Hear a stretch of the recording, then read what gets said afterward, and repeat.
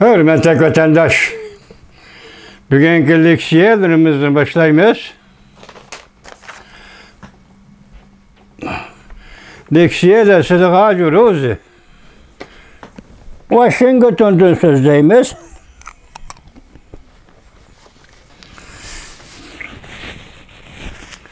Leksiyada Sıdıkacı Rozi, Washington'dan sözdeyimiz. Bugünkü islahı vatandaş.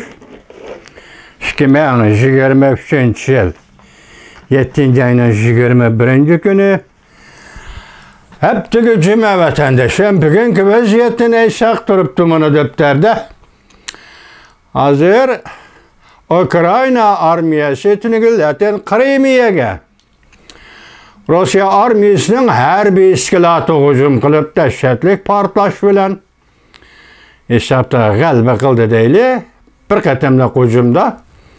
Onun kendine Rusya armiyası Odessa portuğa deniz portu hücum kılıp hazır Xitay matbuatlarının haberiçe Odessa portu asas cihetin tügüdü, tam kisek kaldı, topu kisek simont gelip kaldı tügüdü Odessa deniz portun tügetti deydi. Bu Ukrayna ile Rusya oturusudaki bulvatkan işler. Bundan ki anda galti bir iş tünügün silahı sözlüdük mü kandak? Mesela şu Odessa atrafı hücum kılgan vaqta Rusya'nın armiyası atka raketa Cungo'nun şeye turuşu konsul hanısını veren kıldı. Yak, kısmen aldı ziyan yetkizdi değil genidi. Bugün bir haber karısak iş başka turdu vatandaş kandak deseniz. Del şu günü yani 20. günü Ukrayna İktisat İşleri Büyücü Mao Ministeri Beijing'i ziyaret kıttı. Beijing kaçan teklif kıldı, teklif kılmadı diyenler doğrusu da haber yok. Beijing'i ziyaret kılıp Beijing'in yani Cungo'nun Mao Soğudu Ministeri bilen söhbet ötküzüptü. Del şu vakta Vladimir Putin'in raketası Odessa yani Cungo'nun konsulxanası etrafı düşüp partlagan gep. Onun üstüge hazır bugün haber dedik başta. Şu etrafta andın yani iskilatta Cungo'ga import kılıdığan. Cungo import kılıdığan Ukrayna eksport kılıdığan açlık varken buğday konak degen de vatandaşlar. Demek gep endi bir yerde oyun, küçük oyun, çoğun oyun deb haber kıldı. Van ve torbeti hazır Ukrayna açlık ve başka yezigilik mahsulatlarını Cungo'ya eksport kılmakçı boldu degen gep Ukrayna Cungo münasebeti nime degen sualla payda kıldı. Del şundaq paytda konsulxanını partıltış ve uyaqqa eksport kılıdığan açlık mahsulatlarını bombardıman kılış yak raketa bilen bombalaşdan üzü bu Rusya Vladimir Putin taraf degen bunun keyindeki Rusya Cungo münasebeti nime bu bir gap vatandaş. Yani birisi hazır matbuatla bayak hem adam kızıqıvatkan işki narsa biri bütün dünya kızıqıvatkan Cungo'da gayip bulup ketken Tashqi İşler Ministeri Çingan'ın meselesi. İkincisi Amerikalık diplomat sabık devlet işler katibi Henry Kissinger efendinin 100 yaşga tolgan şu gündü Beijing'i ziyaret kılışı. Bu doğruda hem de nurgun haberler, yazılgan haberler tola vatandaşlar. Bırak bu yerde nime dep mavzu koyuluptu bir haberge deseniz yaxşılıkның alameti emas. Yani 100 yaşlı Kissinger Cungo'ya ziyaret geldi. Mavzuda haber 7. ayının 20. gün Van ve torbeti ilan kılındı. Haberinin en ahırkı bir abzası mundaq yazıldı. Yani şu gap Kissinger'nin Cungo'nu ziyaret kılışı yaxşılıkның alameti emas. 100 yaşa kirgen, yaşanıp kalgan adam 13 saatlap aeroplanda olturuş. Onun üstüge bu yaştaki adamlar her xil ihtimallik buludu ya ki bu şundaq vaqtda özünün sağlam salametligiga Pisan qilmay turib, bir Amerikalik arbobning yoki diplomatning Jungoga ziyorat qilishi bu nima ish degan savol qo'yilibdi vatandosh. Biz Türkiye sizlarga so'zga bu qatam Kissinger apandi Beijingda tashqi ishlar ministri Qin Gang bilan ko'rishamdi deydigan shundaq bir g'ayri savolni o'tirib qo'ygan edi. Hozir bu gap to'g'risida qaytalangan ikkinchi bir fikr yo'q. Endi ko'rishamdi, ko'rishmamdi degan gaplar yo'q. Endi gapning ochiq bir jumlada isbotlaganda vatandosh, bir jumlada Devletler hazır Amerika Qo'shma Shtatlari Prezident Joe Biden hükümeti vazifadagi yuqori darajalik amaldorlar yaqindan bir Jungoni qayta ziyorat qildi. Shunaqmi? Shu oraliqda bu amaldorlar bevosita Jungo hukumatiga aytolmaydigan so'zlar bo'ladi. Chunki hukumat tarafning og'zidan chiqarolmaydigan so'z gaplar bo'ladi vatandosh. Bu intay nazik ish bu davlatlar munosabatiga shundaqmi ya?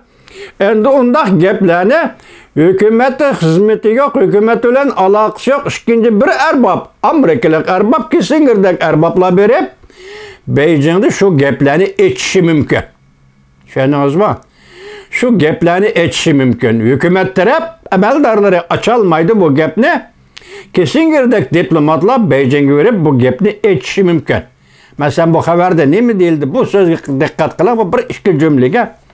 Yakından beri Amerika harbiy taraf devlet müdafiye ministerinden tartib Uluq Okean harbiy kumandanlığının kumandanıgıça növbette Amerika armiyası ştab başları birleşmesi yeni tayinlengen ştab başlığı ismini tutanmay kaldım. Ötken dil bilip aldım. Tutanmay kaldım. Şu rehberlikçe 4 nefer nopuzluk erbab yoki amaldor Amerikalik amaldor birdek ifade bildirib Jungo bilan bevosita urush qilishga tayyorlandi. Yoki 4 erbab ifade bildirib Jungo bilan hamda bevosita urush qilishga tayyorlandi. Bu ish tarixda uchramagan bir ish edi. Her qandaq bir devletler bo'lgan munosabatda Amerika müttefiklar amaldorlarning harbiy ishlariga munosabatlik amaldorlarning shunday fikr qilishi tarixda hech qachon uchrab boqqan emas edi.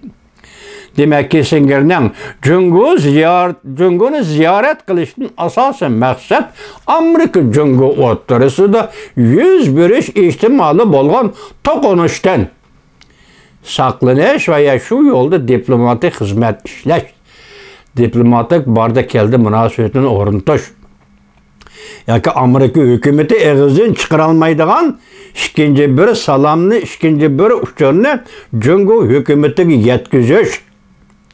Buni to'g'ri deb qarashga bo'ldi vatandosh. Kissinger apandining Beijingni ziyorat qilishi agar shu maqola deyilgan so'z bo'yicha bo'lsa, bu to'g'ri bo'ldi. Hozir 4 nefer harbiy amaldor yaqindan biri Amerikada mushlar so'z qildi deydi. Oxirida yana bir nuqtada bir isbotlab beramiz sizlarga. Qildi deydi. Mushundaq bir paytda, mushundaq sezgir jiddiy bir paytda vazifada emas, vazifaning sirtidagi ikkinchi bir Amerikalik diplomatning Beijingga berishini bu to'g'ri deb qaraysiz vatandosh. Tushundingizmi? To'qinish qolmaslik. Buni Prezident Joe Biden hukumati azaldan ta'kidlab kelayotgan ish. Ben turgan dedim, Kurt Campbell 4-nji aydan 1-nji kun to'qinishmayli. Aloqa munosabatda bo'layli degan siyosatning davomi desangiz bo'ladi vatandosh. Bu hozir ham sizga so'zlaydigan vaziyatimizning bir tarafi, onda yana bir taraf bir vaziyat hozir 5-da so'zlashim kerak edi, unutib qolibman. Yaqindan beri Angliya, Buyuk Britaniya hukumati va davlati Xitoy jasuslarining oshkora faoliyat o'tganligi to'g'risida bir ogohlantirish chiqargan edi. Uni sizlarga so'zlayolmay qoldik vaqt e'tibori bilan.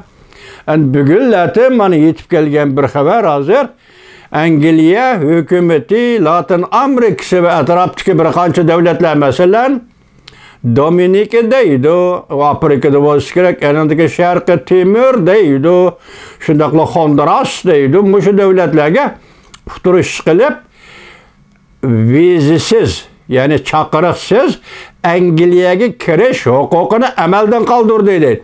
Mushu davlatlardan foydalanib, shu davlatlarga kirib, shu davlatlar orqali Xitoyning jasuslari Angliyaga kirib o'tadi. Ko'rdingizmi ishni vatandosh? Endi uni hozirgi navbatda biz Jungoning vaziyati bilan munosabatlik deymiz. Jungoning vaziyati bilan munosabatlik deganda nayta qil ustida boshlaydi-ku. Qil ustida turayotgan vaziyat dotikesh, tavakkalchilik qilish yoki o'zini daryoga tashlash. Chunki iqtisod tugadi-ku, hamma tugadi-ku. Tungi sizlarga so'zildi-ku. Xenda şirketi tugadi dedik. Şunun o'xshash shirkatlar tugadi, iqtisod tugadi. Hozir banklar taraf taqobil turolmaydigan, dastlab turolmaydigan o'rinda qoldi Jungoning banklarimi. Hozir 4-5 kun ichida qanday yashayapti, buni faraz qilolmaysiz vatandosh. Jungoning vaziyati shunday aytgan, butun dunyoda tavakkalchilik qilishi mumkin. Şun Angliya birinchi bo'lib, birlamchi bo'lib bu davlat Honduras qatorliq 4 davlatga vizasiz kelib ketishi Jungoliklarga munosabatli holda amaldan qoldirildi. Viza bilan kelishgan Angliya. Mush 4 davlat orqali Xitoy jasuslari Angliyaga kirgan gap vatandosh. Ko'rdingizmi mana? Bu vaziyatning yana bir tarafi. Hozir men sizga nima dedim? Vaziyat shunday jiddiy, Kissinger efendi shunday jiddiy vaqtda Jungoni ziyorat qildi. Hozir buga atdigan yetib kelgan halqalıq paytlar, 2 parça mavzu yoki 2 parça video filmda so'zlangan narsalar. Mana sizlarga yetkazay vatandoshlar, masalan, Ukraina armiyasi Krimiya harbiy qurol-yarog' tashkilotini boshlaydi. Hujum qildi, bombaladi. Hozir Odessa tugadi dedi. Bunun uchun o'chirish uchun Odessaga Vladimir Putin hujum qildi. Krimiyadagi tashkilotning o'chini Odessadan oldi deydi. Bu tugadimi? Endi ikkinchisi diqqat qiling. Amerika armiyasi suv osti paroxodlari sapras bo'ldi. Bevosita Jungoga qaratildi. Endi Tinch okean harbiy qo'mondonligining qo'mondoni 30 kun ichida butun yer sharidagi Amerika harbiy qismlarini tartibga solish to'g'risida nutq bayon qildi. Halqalıq paytlar 5 soat ilgari 7-oyning 21-kuni yotib. Nima deymiz, bu ishni biz mushu halqalıq paytlarning bu uchurini yoki bu xabarini Kissinger diplomat, koni diplomat Kissinger efendining Beijingni ziyorat qilishi. Beijingni ziyorat qilishi to'qinishdan saqlanayli. Rais Xi Jinping to'qinishdan saqlanayli. Jungo Kompartiyasi, Amerika Jungo to'qinishdan saqlanayli. Qayta takrorlayli. Bal Kissinger efendi dal shundaq payt bo'lganda buni takrorlab, Prezident Joe Biden hukumatining siyosatini takrorlab va yetkazishni berish mumkin. Tunugunlarda so'zlaganda biz davlat mahkamasi nima dedi? Bizga aloqasiz, hukumatga aloqasiz. Kissingerning Jungoni ziyorat qilib o'zining ishi, shaxsiy ishi, hukumat bilan aloqasiz dedi. Endi mayada tahlil qilishda bugun boshda aytgandek, eliqi bir abzasda nima? 4 nafar Amerika armiyasining birdek ifoda bildirishi. Masalan, urush, bevosita urush. Jungo bilan bevosita urush qilish to'g'risiki. Endi oxirgi mana halqalıq paytlarning torbiti nima dedi? Hozir qo'mondon, Amerikaning qo'mondoni butun yer shari bo'yicha ulug' nima Tinch okean qo'mondoni butun yer shari bo'yicha Amerika askarlarini safarbar qilish, 30 kun ichida tartibga solish, safarbar qilish to'g'risida nutq so'zildi deydi vatandosh. Bu vaziyat haqiqatan taraqqiy qilib shu darajaga yetib kelganmidi? Shuna savol qo'yaylik. Vaziyat taraqqiy qilib shu darajaga yetib kelganmidi vatandoshim? Tasavvur qiling vatandoshim.